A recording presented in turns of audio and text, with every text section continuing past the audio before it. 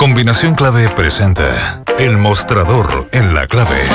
La actualidad desde distintos puntos de vista. Un espacio para la discusión bien informada. El Mostrador en la Clave. Con el equipo de El Mostrador. Ya, estamos con El Mostrador en la Clave. Mirko Macari, Santiago Escobar. Bienvenido. Muchas gracias. Santiago, buenos días. Cada vez que viene Santiago como que se engalana más esta mesa. Por supuesto, Bueno. estamos aquí en Sí, los viejitos andamos engalanando. Oye, a ver, la dupla Sasaki con... sí, bueno, no, olvídate de la dupla Sasa. Partamos por algunas cosas que son interesantes.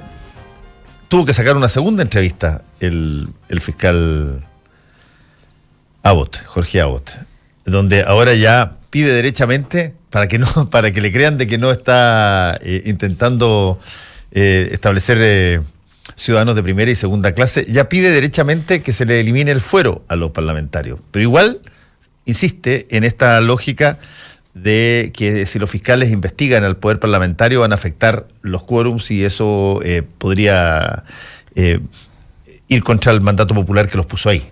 El que se explica se complica. Y se empezó a complicar un poquito más. Yo creo que tuvo una... Voy a hacer el análisis político-comunicacional porque el contenido ya lo hablamos largamente la semana pasada. Y lo sabe la gente ya. Sí, es evidente que los efectos de lo que dijo lo dejaron en una posición de debilidad, quizá de aún más debilidad de la que tenía desde el punto de vista del ascendiente, porque salieron la asociación de fiscales a hacer contrapunto con en teoría su jefe, porque se anuncia, yo creo que este factor es determinante, un estudio de, no me acuerdo cómo se llama el recurso, porque no es una acusación constitucional propia, de 10 parlamentarios del Frente Amplio que van a presentar un recurso de remoción a la Corte Suprema. Tiene otro procedimiento este tipo de búsqueda de sanción, y ese el solo hecho que se presente con los más o menos antecedentes, aunque uno pueda prever que no haya un clima o agua en la piscina para que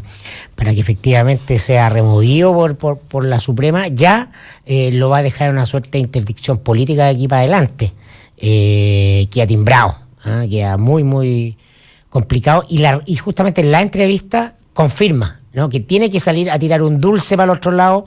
Es un dulce muy raro, porque el fuero tiene una lógica. Bueno, el fuero, sí, claro. Tiene una lógica el fuero, y yo creo que nadie estaba pidiendo que los parlamentarios no tengan fuero. Corrígeme si me equivoco, Santiago, tú que eres abogado, pero el fuero tiene como lógica el que un diputado que tiene que fiscalizar y por lo tanto tiene que hacer denuncias y tiene que investigar, no sea bloqueado en su fiscalización, por ejemplo, porque alguien le pone una querella o le pone una demanda y eso lo saca del juego, sino que él pueda fiscalizar hasta donde lo más profundo posible, teniendo libertad de investigación y que no sea excluido de hacer su trabajo en función de que qué sé yo, es formalizado, por ejemplo, rápidamente. Sí, el fuero parlamentario es esencialmente una garantía política. Exacto. Para el ejercicio de la función de representación frente al poder del monarca.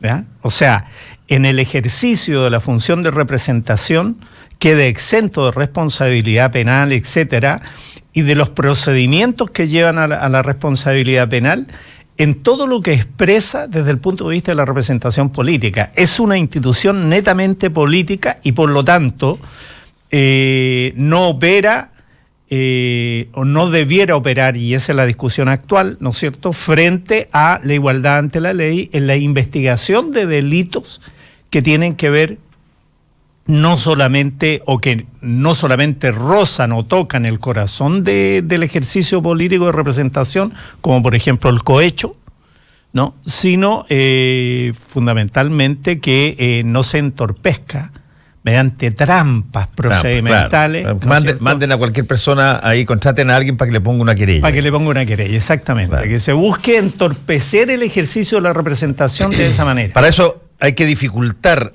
el acceso a que este hombre... Pero eso es entendible y se entendía. Pero ahora el fiscal nacional, Jorge Abbott, plantea que debería eliminarse el fuero. Lo que yo creo que es un error.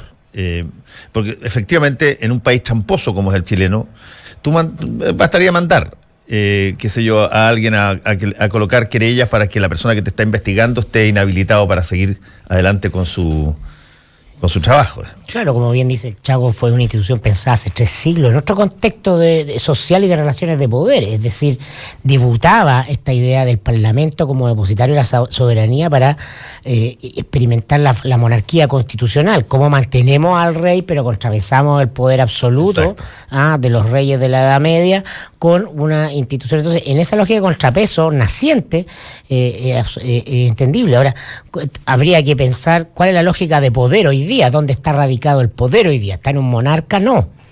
¿Está en los representantes de la soberanía popular? No. Está en el dinero. Justamente, esas son las condiciones histórico-políticas en las que estamos sometidos. ¿Cómo repensar el conjunto del aparato institucional, las relaciones de poder, en función de este megapoder que ha surgido por sobre los otros poderes? Esa es la realidad aquí y ahora. Entonces, cuando se critica lo ideológico es enamorarse de una idea fuera del contexto histórico. Yo creo que lo que hace Abbott es simplemente tirar un dulce, y me acordaba, a propósito de películas que comentábamos antes de entrar al aire y serie. Como nuevas series. La película El pueblo contra Larry Flint. El gran pornógrafo norteamericano. De la revista Hustler. Y entonces el jurado, ¿no? Y el fiscal actuaban a nombre del pueblo. Yo creo que el fiscal Abbott, en su restringida y noventera idea de democracia, no tiene en consideración que la fiscalía es un poder emergente que puede incluso representar el sentir y los derechos del pueblo más a veces que un parlamento oligarquizado, ¿no? Y sometido al poder económico. Hay ahí, por cierto, una miopía desde el punto de vista de la evolución histórica que te responde naturalmente a su pulsión y a su experiencia generacional, que es la de toda esa generación. Lo dice él en la entrevista en el Mercurio, es que las nuevas generaciones no vivieron en dictadura. Entonces de ahí tú entiendes, desde esa emoción tú entiendes todo su razonamiento, porque yo insisto, creo que Abbott está muy perdido y muy poco actualizado, pero es una persona a la que yo le pasaría mi billetera. No estoy diciendo que es un tipo deshonesto. Sí. Me parece que es honesto con sus ideas y débil políticamente. Versus a otros que no se las pasarías nunca. Versus a otros, incluso otros fiscales que son quizá más progres sus declaraciones, pero no se las pasaría. Pero mira, yo creo que Mirko ha dicho una cosa que me parece bien importante, y es que lo nuevo que tiene la Fiscalía, como expresión fundamentalmente de una soberanía popular, es muy importante en países donde, sobre todo de legislación codificada como la de Chile, donde lo que hacían los jueces era investigar desde el poder. Sí. La investigación desde un ámbito, es un buen punto. Es un punto muy de fondo, y entonces eso exige un perfil institucional de los jefes que Abbott no lo cumplía, y que es creerse realmente la independencia. Por ejemplo, las vacilaciones del Ministerio Público respecto de la postura de el Servicio de Impuestos Internos cuando se investigaba las infracciones tributarias en materia de platas políticas. Nunca recurrió al Ministerio Público a que se aclarara en el Tribunal Constitucional, que era el que tenía competencias, por ejemplo, quién era realmente el propietario a todo evento de la acción penal, tal como señala la Constitución. Y se hizo prevalecer una ley secundaria por sobre la Constitución. La Constitución dice que el propietario de la acción penal, no lo dice así, pero dice la competencia en materia penal corresponde al Ministerio Público. Sí. Y luego hay una excepción en materia de un paso previo, en materia de legislación tributaria. Pero eso no significa que en esa materia específica, en lo tributario, el Servicio de Impuestos Internos manda más que el Ministerio Público. Lo particular es un procedimiento, y por lo tanto entonces este procedimiento no se puede transformar ahora en una especie de fuero del Servicio de Impuestos Internos, y dice, no, mire, en esta materia yo soy el que tengo la palabra. Yo creo que ahí había una discusión constitucional muy de salvo fondo. En un caso penal, que es en el delito de injuria, cuando el delito de injuria lo inicia y lo retira cuando quiere la persona que se siente injuriada por el Ministerio Público. Porque es una afectación. Porque es una afectación personal. Exactamente. Claro, exactamente, que es otra saliente de ahí. Pero entonces yo creo que en lo que señala Mirko, que me parece que también es uno de los problemas del Tribunal Constitucional, es que son instituciones jóvenes, no solamente desde el punto de vista de su existencia como expresión institucional, sino además dentro de un país como Chile, donde el ejercicio del poder político a través de la expresión legal, penal, es muy dura. Entonces, en este aprendizaje hemos ido perdiendo dos instituciones que a mi modo de entender son fundamentales para el funcionamiento de la democracia en el país. El Tribunal Constitucional, por una parte, y luego, en segundo lugar, el Ministerio Público, precisamente por debilidad institucional de quienes los dirigen o quienes los representan como instituciones de la nueva democracia. Porque yo diría que la transparencia como objetivo político dentro de la política pone en cuestión el fuero, por ejemplo. El fuero no puede significar que los parlamentarios no pueden ser auscultados. No se puede saber lo que hacen. El principio norteamericano de la accountability, por ejemplo, la responsabilidad en lo público, que es lo que significa en esencia, no puede ser transgredido por la existencia de un fuero especial, ¿no? Y dentro de los formalismos jurídicos, por ejemplo, sería atendible que los fiscales iniciaran los alegatos ante las Cortes diciendo alego en el nombre del pueblo. Sí. Y algo que hacen los gringos, y por eso te recordaba la película. Sí, que acuérdate que acuérdate que ahí hay un Estado federal donde los fiscales no son nacionales, sino que son estatales. Por lo tanto, pero la fórmula recordaría un poco el origen del sentido de la institución.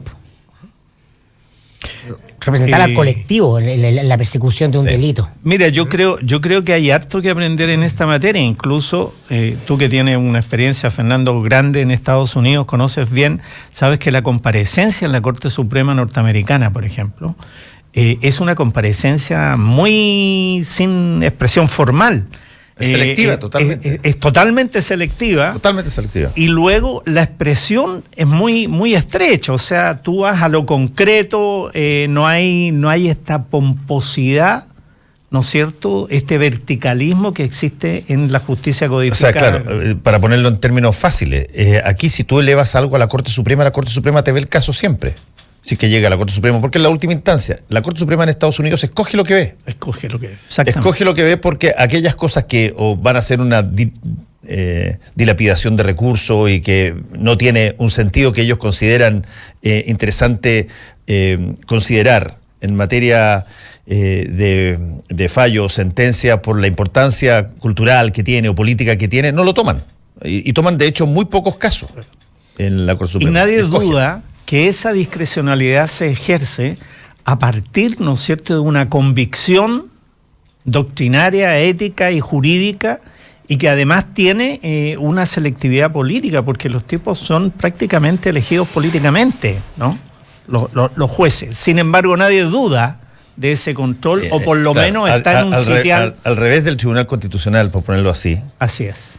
Tú no encuentras a nadie en la Corte Suprema estadounidense, son 9, no encuentras a nadie que no tenga un currículum legal en materia constitucional gigante.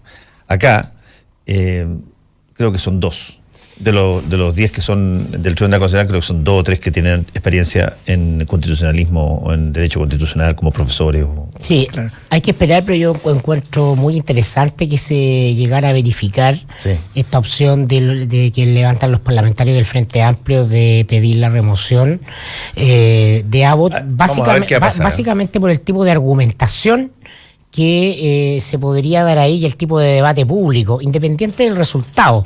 Una de las cosas que se critica hoy día a la Fiscalía, que está en la mira y que le sigue aportando antecedentes con esto que conocimos también el día sábado, que nos aproximamos al cierre del caso Penta, tirando por el desvío la investigación del cohecho en el caso de Pablo Wagner, que a mí me parece escandaloso.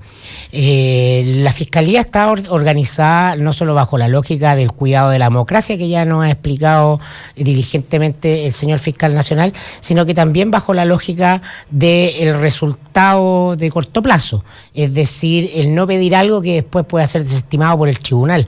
Y yo creo que recomiendo mucho la entrevista que ayer La Tercera le hace a Juan Andrés Piña, expresidente del Consejo de Defensa del Estado, porque me parece muy preclaro él al decir que efectivamente a veces, independiente del resultado, es bueno ir a juicio, se gane o se pierda, porque se abre una discusión que pues no solo va a traer un antecedente jurídico a posteriori, sino que también una discusión política en los medios de comunicación y en la ciudadanía. Una eventual pedido de destitución de Abbott, yo creo que sería bueno para discutir sobre el sentido y alcance y el rol de la Fiscalía y los casos de platas políticas, para que este cierre no sea clásicamente a la chilena, simplemente el arreglito en términos de martingala jurídica, de atajo, ¿no?, del cual el sistema legal está repleto de opciones como guirnalda de árbol de Pascua, y de una discusión finalmente que se reduce a cuestiones técnicas cuando se trata de cuestiones políticas contundentes y macizas, y que son el déficit de nuestra democracia. Sí, yo ahí quiero agregar una cosa que, a ver si qué te parece a ti, Thiago, también, y lo he dicho varias veces durante estos días a raíz de esta discusión, es que cuando tú decides cambiar el sistema de un secretismo brutal, donde todo funcionaba al interior de los tribunales en relaciones concubinas entre los abogados y los jueces, que tú podías entrar a conversar con un juez cuando tú quisieras, los actuarios eran reyes de los procesos, el juez investigaba, acusaba y fallaba, hacía esas tres misiones simultáneamente, y lo traspasas a un juicio abierto, transparente, con partes total y absolutamente definidas sobre quienes acusan, investigan, quienes defienden y el juez quedándose exclusivamente como titular del fallo. Cuando eso sucede y sucede públicamente, tú vas a crear, por definición, vas a crear protagonismos más, si tú quieres, estrellitas y personas que no son tan duchos, porque tú estás creando un drama escénico, estás creando una película. Pero tenemos que tener esa discusión en sede jurídico-política. Sin duda. Ahora. Y lo puedes limitar a que el fiscal no se vaya con la suya por allá, o que haya un juez que haga, salidas estertorias o se vista de una manera curiosa. Pero no cabe la menor duda de que tú cambiaste el escenario. El escenario pasó a ser un escenario de protagonistas públicos, y eso te genera, yo te diría, una inevitable, a través del tiempo, una inevitable presencia e imagen de cada uno de los principales fiscales, y de cada uno de los principales jueces y cada uno de los principales defensores, porque están en las vistas de todos hoy día. Claro, y ese escenario es simbólicamente un escenario de lógicas plebeyas, que es lo mismo que las redes sociales, en definitiva. Entonces nos enfrentamos a un cambio de cultura que el sistema judicial chileno resiste, ¿no? O sea, el discurso de Abbott es el mismo el discurso del ministro de Justicia, que es un tema de sensibilidad de piel, ¿no? Pero siguiendo, Mirko, disculpa, el racionamiento de lo nuevo, es evidente. Lo que ha quedado en evidencia hoy día es que el fiscal nacional no puede ser una especie de rey que gobierna sobre el resto de los fiscales regionales y sobre el Consejo de Fiscales. Segundo, que tiene que haber una carrera interna, porque inevitablemente en cualquier parte, en una universidad, en cualquier institución hay una estrella. Incluso las teorías desde el punto de vista de la administración crean esas zonas grises que si faltó Pepito Juan, ¿no es cierto?, nadie sabe cómo hacerlo, entonces vuelva mañana. Esas zonas grises que las dominan solamente los expertos porque son complejas. Pasaban en la Contraloría General de la República cuando se empezó a tecnificar y se empezó a meter todo este sistema. Los que manejaban la computación eran los que sabían. Y eran normalmente los que habían sido degradados, los habían puesto en una huesera, y de repente los tipos descubrieron que tenían un instrumento que los hacía brillar. Entonces, lo que tenemos aquí es, a mi modo de entender, un déficit institucional primero, la elección del fiscal Abbott fue una elección muy compleja. Y además el fiscal Abbott, curiosamente, llega a esta postura de los parlamentarios del Frente Amplio y dice, mira, vamos a hacer una presentación, pero lo eligieron por unanimidad. El Congreso, después de una cosa muy tirante, donde hubo una gran discusión precisamente por el tema que venía. Entonces uno tiene la sensación de que la elección del director fue hecha ad hoc para manejar una situación política de corrupción, de cohecho, que tocaba al poder político, y el poder político se pronunció luego de llegar a un acuerdo. A un acuerdo. Sí, estoy de acuerdo. Y entonces, en esa materia, lo que tenemos no es solamente el problema del fiscal Abbott, sino un problema de un déficit, que tú puedas efectivamente manejar ex ante Claro, el resultado. Exacto, y no es, Chago, no es extraño a tu argumento el que quienes lo están hoy día tratando de acusar sean personas que entonces no tenían representación parlamentaria. Entonces pueden decir libremente, todo el resto del Parlamento sí. Todos los partidos votaron por él, pero nosotros no, porque no estábamos formados. Y por todavía. eso que es políticamente muy inteligente si el Frente Amplio llega a concretar eso. Porque le sirve para tomar una distancia del sistema binominal de los partidos tradicionales. Pero mira, yo te garantizo que en los próximos 2 años, por lo menos, vamos a tener una discusión sobre 2 cosas básicas. Una reforma profunda del sistema del Ministerio Público, que permita realmente, además, que los fiscales regionales sean gente de dentro del sistema, porque ojo, el sistema funciona bien como hasta la elección de los sargentos, pero de ahí para arriba es argumento de poder, o sea, no hay una carrera continua. Segundo, que termine con esta vueltita, que si el tipo quiere seguir siendo fiscal toda su vida, puede hacerlo, y no recurra a los subterfugios de los grupos.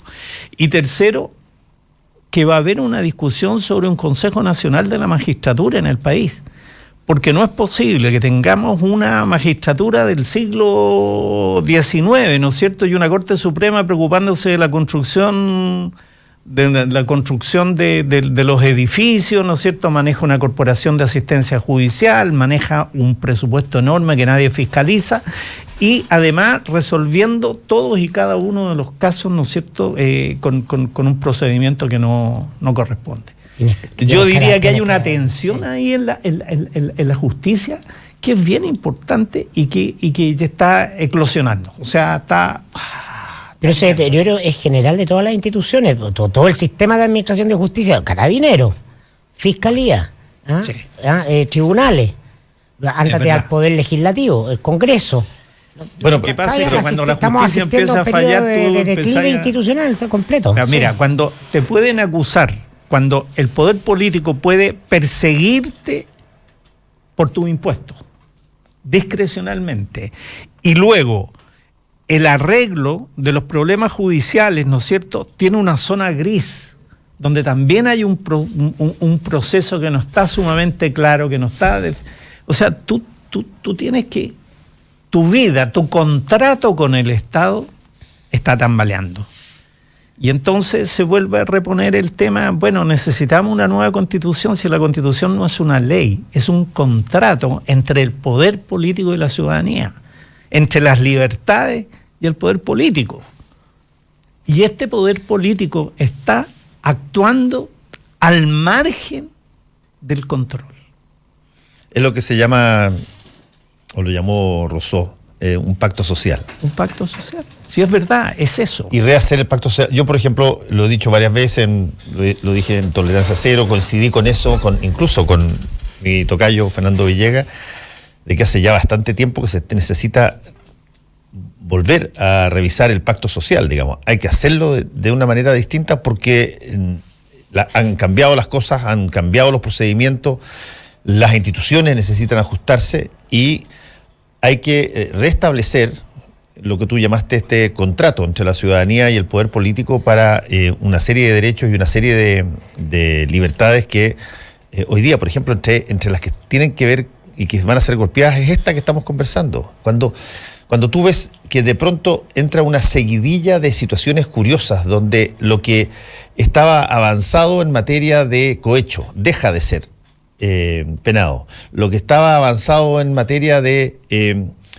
financiamiento ilegal a la política sobre la base de boletas ideológicamente falsas, deja de ser penado o juzgado como impropio y como ilegal.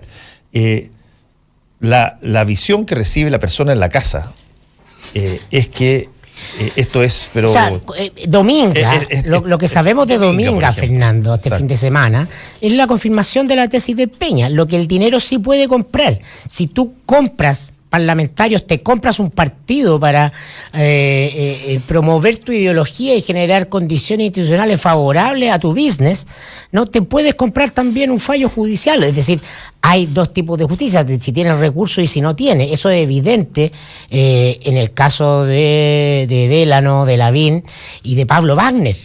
O sea, cuando el fiscal Guerra se mete en el bolsillo su declaración de que llegaba sí o sí a juicio acá, ¿no? Y dice que bueno, vamos a hacer un arreglito con Wagner porque no es tan fácil probar el cohecho, prescinde completamente, y esto es importante decirlo porque Guerra aspira y todos sus movimientos tienen que ver con lograr el objetivo de ser fiscal nacional. Se mete en el bolsillo el valor de representación de bienes públicos relevantes, como fiscalía independiente del resultado. El entrenador que arma el equipo para el empate, en materias donde la distancia entre la ciudadanía y la élite se ahonda con este tipo de casos. En este caso es el entrenador que arma el equipo para perder por poco. El Santibáñez, pues claro, ¿no? Para colgarse todos del palo, po. Cuando tiene toda la energía para ir a ganar, pues. Hacemos un alto y volvemos con el mostrador en la clave. Todos los días a las 4:30 de la tarde te encontrarás con Isidoro Ursúa en Viva Chile por la 92.9. Chiquillos, tenemos media hora para escuchar música chilena. Panoramas, cultura, datos imperdibles. Soy Javiera Mena y los dejo con mi nuevo single Intuición aquí en Viva Chile. Viva Chile. Somos música. Somos la clave. Hora clave. Son las 8:58 minutos. 92.9. Somos como tú. Somos la clave. Los que sabemos de café, conocemos el secreto. Hace más de 75 años que en Cabrales buscamos en las plantaciones los mejores granos para darte el mejor café como a vos te gusta. Tostado por manos expertas, de exquisito aroma y sabor y en todas las variedades. Cabrales es ideal para disfrutar en todo momento y lugar. Cabrales significa buen café. Encuéntranos en los mejores hoteles, restaurantes, cafeterías y supermercados del país. Pedí una demostración en cafecabrales.cl y descubrí por qué somos el café número 1 de la Argentina. Cabrales, dedicados al café. Para hacer un buen negocio, necesita ser un gran anfitrión. Para organizar un seminario productivo, debe elegir el lugar correcto. Visite Hotel Los Nogales y compruebe que superaremos sus expectativas. 5 salones de hasta 300 personas con equipos audiovisuales, estacionamiento y Wi-Fi de alta calidad. Cotice en hotelnogales.cl o al 223-356958. A 2 cuadras del Metro Estación Los Leones. Hotel Nogales, Los Nogales 741 Providencia. Y ahora se sube al escenario a recibir el premio a la más buenísima para llegar a jugar con los niños. Redoble de tambores. El premio va para Belén Orellana. ¿Y sabes para qué también es buenísima ella? Para tomar manantial. Y cuando lo hace porque tiene el auténtico sabor del agua. Y es buenísima, porque es la única agua chilena premiada con el Superior Taste Award 2017. Y es buenísima, porque la puedes tener en tu casa u oficina. Pídela en manantial.com.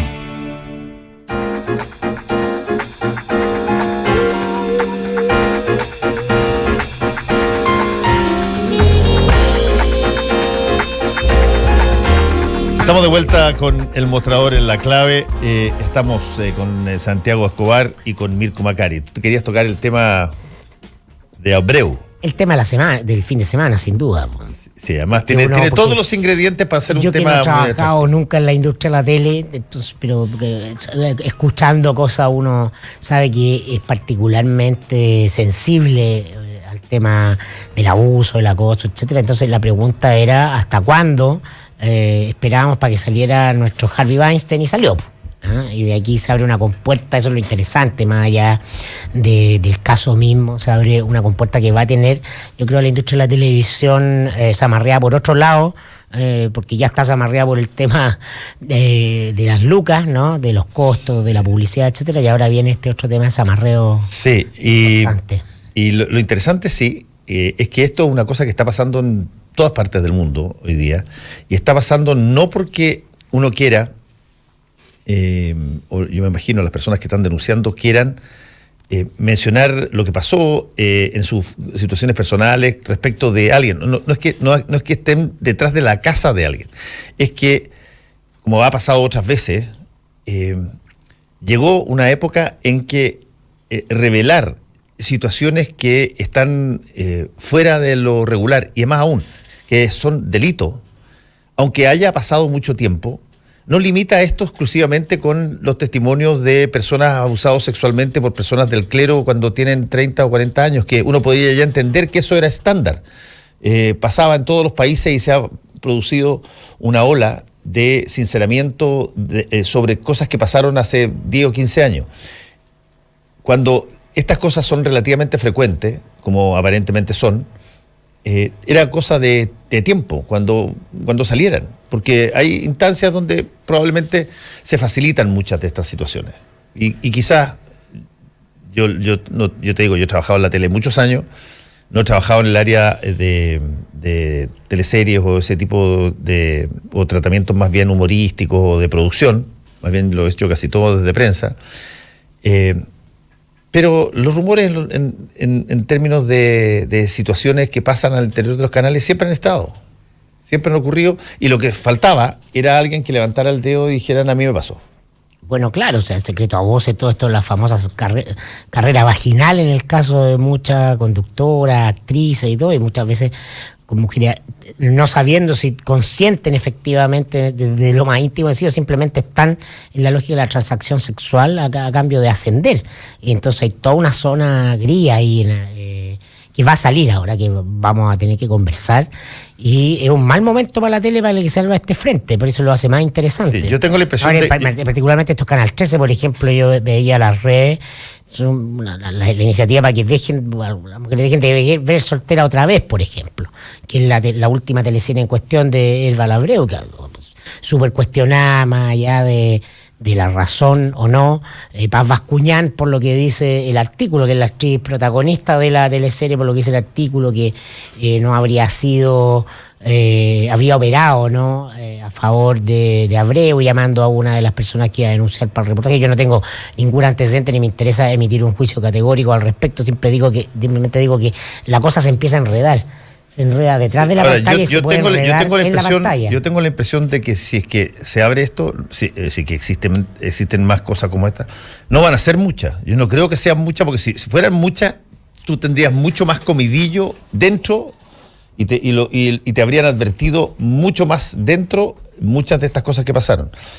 Pero basta que tú inicies un movimiento que tiene anclaje en la realidad y que le hace tilín a montones de personas para que eventualmente esa situación no pueda ser salió detenida. También lo publicamos nosotros, la acusación que hay un sumario en la Universidad de Chile contra el expresidente del TC, Carlos Carmona, que tiene en este momento paralizada la Escuela de Derecho de la Chile.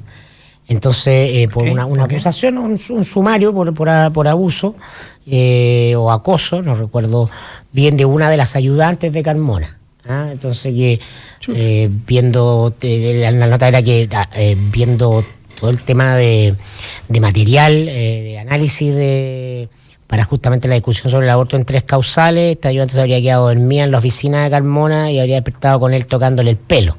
Hay también unos WhatsApp. Entonces, el fiscal recomendó suspensión el fiscal que llevó el caso recomendó que fuera sobreseído, pero la instancia superior le aplicó 3 meses de suspensión, captando muy probablemente el clima en el que se está dando esto. Entonces, imagínate, llega al Tribunal Constitucional, que está en entredicho, en medio además de toda esta presión por el caso en España, ¿no? Sí, ahora el caso el de la manada. De la manada. El contexto es el que te determina el nivel de presión y fuerza que tienen las cosas en un determinado momento. Yo la verdad es que no tengo idea de esto, solamente no conozco la televisión, no sé, pero como dice Fernando, o sea, hay un salsero, Willy Colón, que tiene una canción que se llama Talento de Televisión, y que según alguna crónica por ahí en un diario colombiano, en fin, qué sé yo, está dedicada a Iris Chacón, una gran presentadora, muy exuberante ella, puertorriqueña, y entonces una venganza de Willy Colón por esta mujer que lo habría absolutamente hecho tira en una crítica, y entonces le dedica esta canción que se llama Talento de Televisión. Y realmente yo recomiendo escucharla porque es divertida, pero tú decías, ¿a quién se refiere? Hasta que salió la historia que era Iris Chacón, ¿no? Entonces dice, una mujer que siempre se pone de acuerdo con el productor y va escalando. Si ustedes leen la letra... Bueno, esa otra canción tú sabrás de quién es, pero que no tiene talento, pero es muy buena moza. Esa es Talento de Televisión, esa así se llama. No tiene talento, pero es muy buena moza, en fin, dice... genial. Y es muy latino además, ¿no? Sí. Esto es muy propio de la cultura latina. Claro, a mí me parece que, como dice Mirko, corresponde a época, ¿no? O sea, tiene que ver fundamentalmente con un estándar y un contexto, ¿ya? Sí, hay... Que lo justifica en todo caso. O sea, lo que yo quiero decir es que el abuso de poder en cualquier circunstancia es... sobre todo en función de violar lo más elemental que tú tienes, que es el destino de tu sexualidad. Tú sabes que cómo lo usas, cómo te lo gastas, como dicen los hedonistas. Sí, los temas al interior de los canales siempre son entretenidos cuando salen. Acuérdate que no es solamente un tema que tiene que ver con lo sexual, han salido situaciones de varios tipos, ahí tiene que ver con, desde lo político, durante mucho tiempo los periodistas que durante la época de la dictadura estaban trabajando para la CNI, y que uno los conocía, los veía, y... ¿Eso es mío? No, yo. Eres tú. Bueno, hay toda una situación que tiene que ver con, por ejemplo, personas que llevan sus propios auspicios y las relaciones que existen en eso.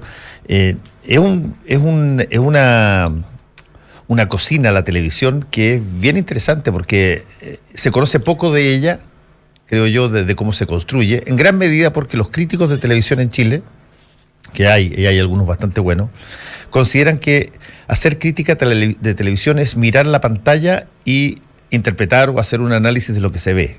Cuando tú vas a cualquier país relativamente serio periodísticamente en el mundo, y la crítica televisiva no es solamente lo que tú ves en pantalla, es cómo se te produce el fenómeno detrás de la pantalla, que está lleno y es mucho más rico y es mucho más gigantesco, digamos, que eso. Es tal cual como tú lo haces en el fútbol, que tú vas detrás de lo que aparece en la cancha, vas a los camarines, vas a ver las formaciones originales de las personas. Aquí no, aquí se queda más o menos la imagen del crítico que mira lo que sale en pantalla y te dice si está bueno, está malo, si le gustó o no le gustó.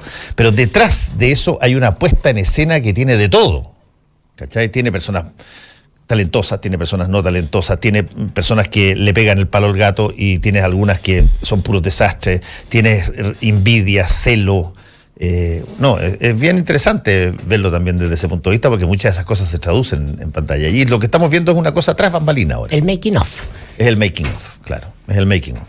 Sí. El making of no se relata en las críticas televisivas chilenas. Incluye una denuncia. No se relata. No se relata. Incluye muy fuerte por violación. Hay una denuncia muy fuerte por violación. El resto son los castings de noche, casting de sofá, situaciones que están dentro del abuso por la relación de poder, ¿no? Pero lo agrava es una acusación directa de violación. Yo no ubicaba a este caballero Herbal, ¿cuánto se llama? Abreu, que tiene cara de malo, además, de malo de teleserie. No, lo han sacado así como malo de teleserie. Bueno, te digo, yo en este caso soy un espectador, me estoy informando y la verdad por la es prensa. que son personajes muy poderosos, ¿no? ¿O no? ¿O es idea mía? Pero estos que dirigen áreas dramáticas... No tanto hoy como antes. Yo tengo que decírtelo porque viví las dos partes de la televisión. Yo llegué a Canal 13 el 2000, cuando Canal 13 todavía era lo máximo y todavía se peleaba con Televisión Nacional, que ya Televisión Nacional había... En democracia había levantado bastante su rating y ya, de acuerdo a quién ganaba las teleseries, podían ser ellos o podía ser Canal 13 los número uno, pero todavía existía esa lógica. Y tú tenías en Canal 13 un sistema que se organizaba en torno a figuras tutelares, figuras grandiosas, que eran los directores. Los directores eran, directores integrales, no son como ahora que son muchos de ellos directores, switchman, que además tienen que interactuar con otros. No, en esa época el director era lo máximo. Yo trabajé con dos extraordinarios, Gonzalo Bertrán y Felipe Pavé. Todavía en esa época, estaba recién implementándose que los programas tuvieran presupuesto. Estaba recién implementándose. No todos los programas todavía tenían presupuesto. El presupuesto era lo que mandaba el director. Contrátame tal cosa, y alguien iba por una ventanilla y firmaban y pagaban. No había un acotamiento, se estaba ya haciendo, ya lo había tratado de hacer Rodrigo Jordán, que tuvo varias dificultades, lo hizo después Jaime Belolio, un poco más avanzada, y Kiko García finalmente termina ordenando esa situación. Pero era así de mucho monárquico, llámalo para ponerlo en tu lenguaje, Chaco. Así de monárquico. Eran unas situaciones donde durante toda la época de la dictadura no necesitaba, era tan gigantesco lo que se arrasaba en esa época comparado con Televisión Nacional, que tú tenías una chip libre y tenías, claro, le cargaba la responsabilidad y los tipos se hacían responsables de eso. Y por lo tanto, habían cosas que resultaban estupendas. Siendo lo más moderno, siendo lo más moderno de las comunicaciones, tenía ese nivel de artesanía. Ese nivel muy antiguo de confianza plena en los directores que eran, te repito, tipos que no eran directores de switch, no eran directores de estudio, no eran directores que trabajaban una vez que el programa salía al aire, eran directores que funcionaban, tenían... Bueno, Gonzalo Bertrán y Felipe Paé eran periodistas y por lo tanto los tipos se te metían a conversarte a ti los contenidos y tú tenías que querías implantar, por ejemplo, un entrevistado, tenías que defenderlo como valioso para eso contra él, y el tipo tenía argumentos, no te decía no porque me cae mal o porque no es de mi partido, no, tenías que defenderlo. Eran otro tipo de personajes a los que de alguna manera... Y eso se terminó. No se terminó, pero sí se decantó una situación donde agarraron muchísima más estatura los ejecutivos, los gerentes de producción. Se empieza a crear una situación mucho más consciente de la situación financiera, donde los programas cada uno tiene que justificarse, tienes que pilotear las cosas antes. No se piloteaba nada, se pilotear las cosas antes y testearlas, ver cómo funcionaban. También hay mucha gente de ese mundo, los ejecutivos, hay muchos rumores de que también algunos serían también grandes depredadores y acosadores. Porque hay muchos rumores dando vuelta en estos días también, ¿no? Sí, no, por supuesto que hay muchos rumores. Y en ese entonces, en la medida que el poder se traslada de los directores a los ejecutivos, en ese contexto, cosas como las que se están denunciando eran perfectamente posibles, porque tú tenías una situación donde estaba estratificado muy verticalmente el asunto, no te digo por los directores, sino que por lo que se chorrea para abajo también. Y en el caso de las telenovelas me imagino que era igual. Yo no conozco el caso de las telenovelas, pero me imagino que era igual. Yo me imagino el costo que tiene, porque uno piensa que primero va a ser muy difícil que le den pega a la gente que hace una denuncia de esa naturaleza, porque el sistema reacciona frente a una persona que, entre comillas, conflictiva. Es verdad que está apelando a un derecho constitucional, a un principio, a un elemento básico de dignidad, incluso laboral. Sí, pero se dio vuelta la tortilla. Se dio vuelta la tortilla, o sea, Canal 13 puso una psicóloga para recibir todas las denuncias contra Jefa Labreu. Hoy día es totalmente... Pero eso no le sirve a la estructura al cambio que está haciendo y a la limpieza financiera que está haciendo Canal 13. No resulta una mezcla rara la postura institucional de Canal 13 frente a... No quiero pensar que estás diciendo lo que me imagino que estás diciendo. Estás tratando de decir de que esto, de alguna manera, le conviene a Javier Urrutia para justificar sus despidos, digamos. Sí. Yo creo que son cosas aparte, Panchao. Yo también creo que son cosas aparte, pero lo mío es una pregunta. Yo dije que no sabía absolutamente nada de esto. Pero resulta que la postura de Canal 13 o la postura de los canales frente a algo que siempre ha ocurrido, de repente tiene esta respuesta institucional que lesiona al canal. Sí, lo que pasa es que ese siempre ha ocurrido, es una de esas frases, como esas frases que se llama, la falacia lógica se llama el efecto falso consenso. Que siempre haya ocurrido no existe hasta que alguien denuncia o alguien lo plantea. Sí. Lo que yo quiero decir es que estoy absolutamente con las víctimas y encuentro tremendamente valioso y valiente hacer una denuncia de esa naturaleza porque conlleva costos de prejuzgamiento social que son muy... Cuesta mucho que esto salga a la luz primero y luego se convierta en una apuesta periodística. Es una apuesta periodística porque el equipo de la revista El Sábado armó la historia, teniendo rumores, buscó... suficiente contundencia, con suficiente contundencia. Probablemente tenía una persona dispuesta a hablar y entonces se pusieron la idea de buscar más. Pero a mí me llama la atención. Por eso tienen 7 testimonios. Claro, pero a mí me llama la atención la respuesta del canal. Esto de la psicóloga y en fin. Me llama la atención. Es que a mí no, fíjate. A mí no te voy a explicar por qué. Porque yo creo que si esto pasara en mi canal o pasara en cualquier otro canal, la respuesta sería más o menos la misma. Porque el tema dejó de ser visto como una situación donde antes tú te recluyes en la sala de directorio y sacas una versión oficial o controlas el daño. Va a la par del caso Caradima. Exactamente. La legitimidad está del lado de las víctimas hoy día, del denunciante. Bueno, y por lo tanto tú tienes que establecer todos los mecanismos posibles para que toda la información relevante sobre el caso, por la potencialidad que pueda ser cierta, tienes que tenerlas abiertas y proponerlas y en una televisión que está hiper erotizada con programas, ¿no es cierto?, reality show y cosas por el estilo. Bueno, esto es un paso muy positivo. Y vende sexo. Finalmente el poder de esta figura...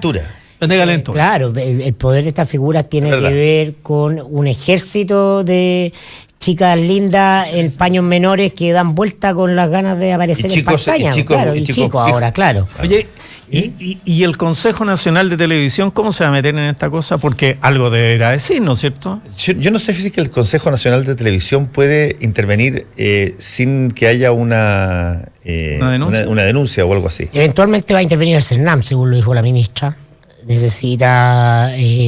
Bueno, la ministra puede intervenir. Efectivamente ella puede intervenir. Si puede patrocinar a alguna de las víctimas si es que las Pero el aparato regulatorio... Pero el aparato regulatorio, el Consejo Nacional de Televisión, son contenidos. Ahora, yo te puedo decir lo que yo creo que va a pasar.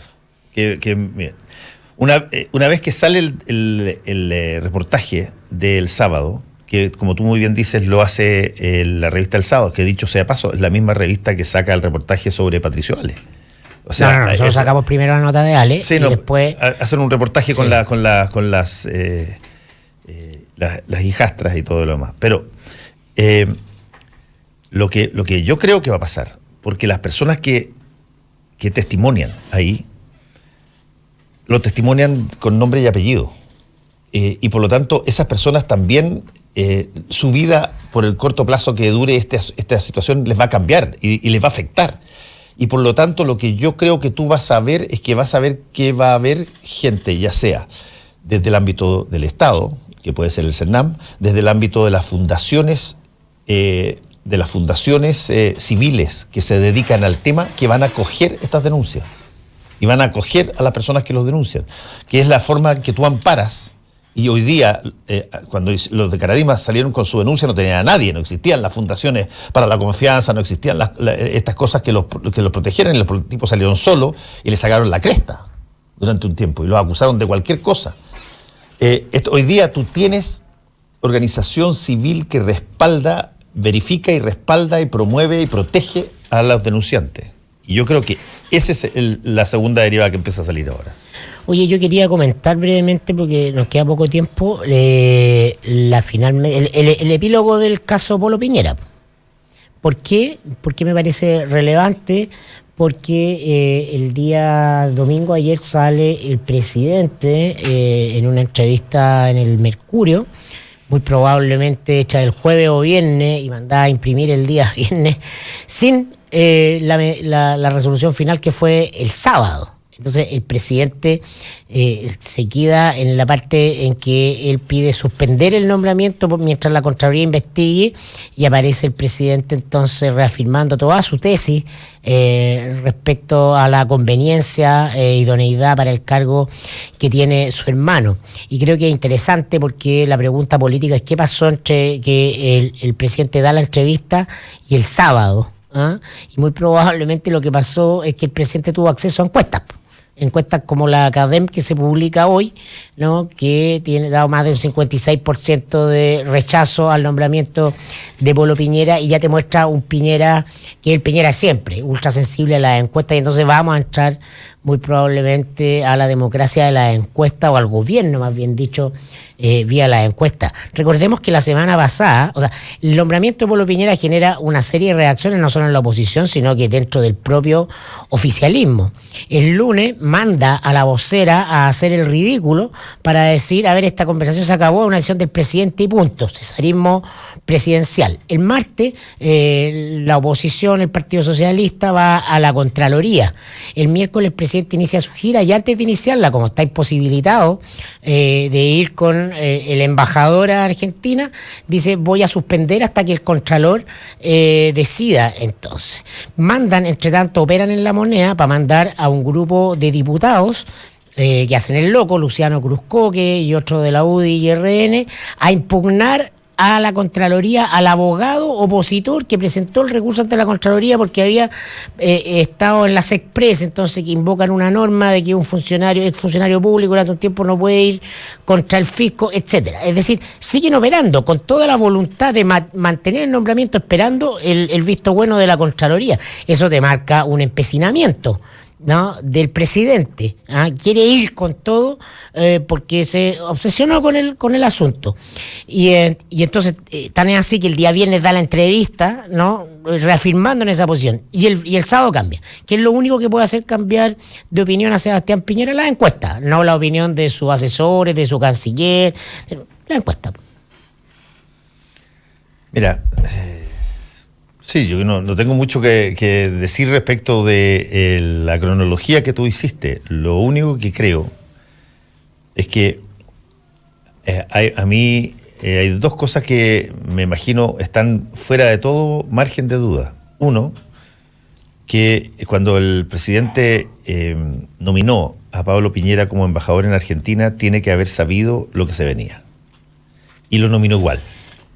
No, si hubiera sabido, no lo nomina. No sé, no es evidente. Yo tengo la tesis que Piñera perdió la brújula en esa nominación.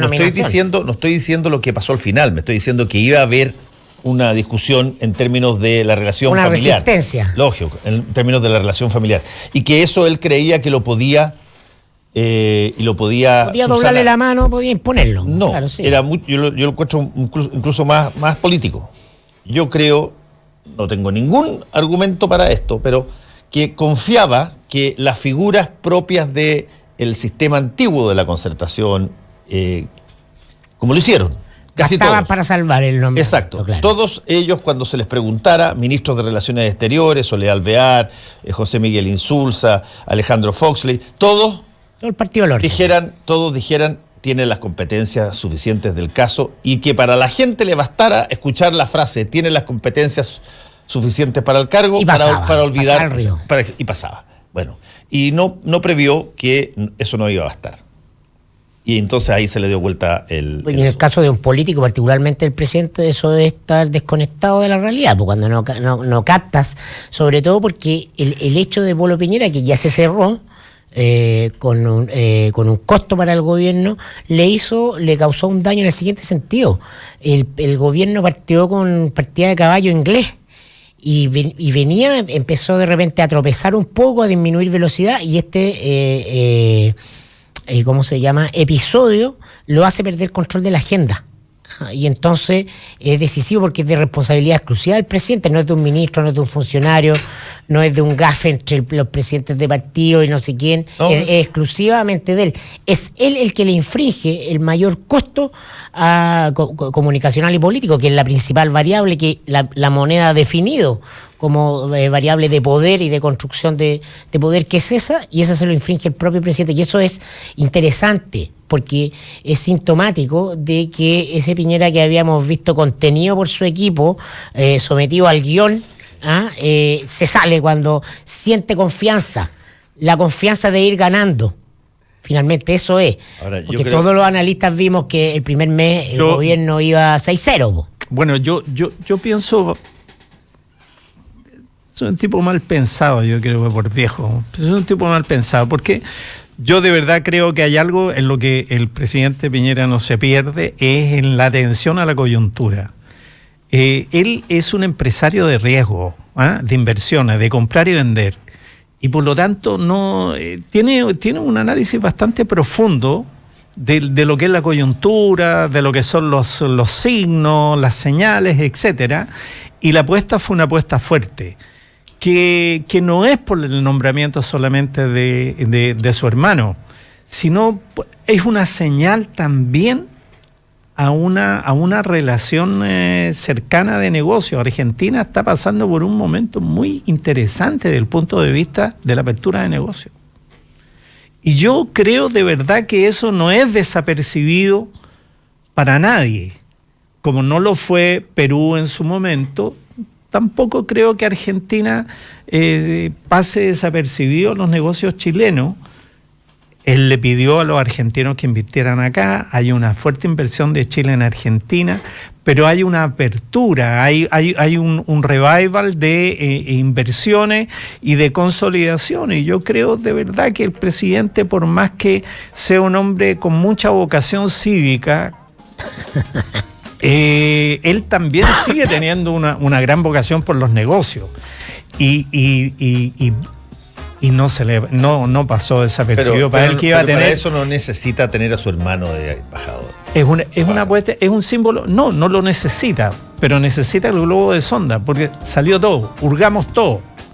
Todos salieron a hurgar los negocios y los intereses de Piñera en Argentina, y no tiene, o tiene muy poco. Pero las posibilidades que tiene Argentina son enormes. Apareció Agua Negra, apareció San Juan, apareció Eudorian, aparece Corporación América, aparecen las malas relaciones. Es decir, fluye la flor de la sal, ¿no es cierto? Y entonces está en condiciones de poder hacer una proyección de política bilateral buena para los próximos 4 años. Vamos a ver a quién nombra. Un poquitito, yo creo, un poquitito demasiadas piezas perfectas del puzzle, digamos. ¿Pero por qué?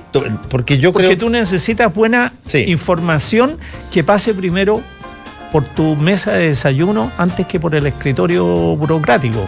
No sirven los agregados comerciales en Argentina, no sirve el escritorio del agregado comercial y de Chile, no sirve el embajador, la estructura del embajador. Sí, no sirve. Eso estoy de acuerdo contigo. En eso estoy de acuerdo contigo. Pero creo que él quería poner a su hermano Pablo y creía que le bastaba con las opiniones que iban a calmar la disidencia por parte de los viejos estandartes de la concertación y la nueva mayoría. Pero debiera ahora nombrar a Lili Pérez, a quien se supone que él quería ahí. Vamos a ver si es Lili Pérez, que es república, y no va a ser Lili Pérez. Lo más probable es que vamos a ver a quién va a nombrar. Ahora no hay norma. A lo mejor va a ser a Hinspeter. No hay norma en el estatuto. Casi como su hermano.